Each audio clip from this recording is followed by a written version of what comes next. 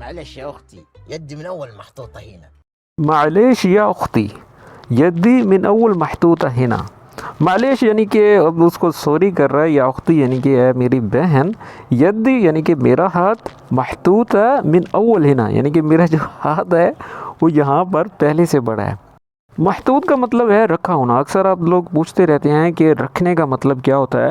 رکھنے کا مطلب ہوتا ہے کہ حتے تو یعنی کہ ٹھیک ہے نا. یہاں پر محطوط لکھا یعنی کہ یہ میں نے وہ کہنے کا مقصد اس کا یہ ہے کہ میں نے جو ہے یہاں پر ہاتھ پہلے سے رکھا ہوا ہے. محطوط ہے. معلش يا أستاذ شيل يدك عشان ما أكسرها لك. معلش یا استاذ شیل یدک عشان ما اکسر لک.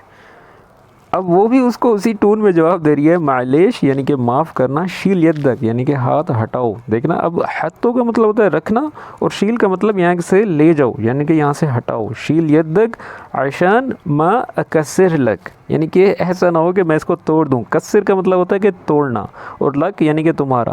ٹھیک ہے نا. ما اکسر لک یعنی کہ ایسا نہ ہو کہ میں تمہارا ہاتھ توڑ دوں. تو دوستو آج کی ویڈیو کس طرح سے لگی کمنٹ باکس میں ضرور بتائیے گا. ملتے ہیں نیکسٹ ویڈیو میں، تب تک کے لیے اللہ حافظ.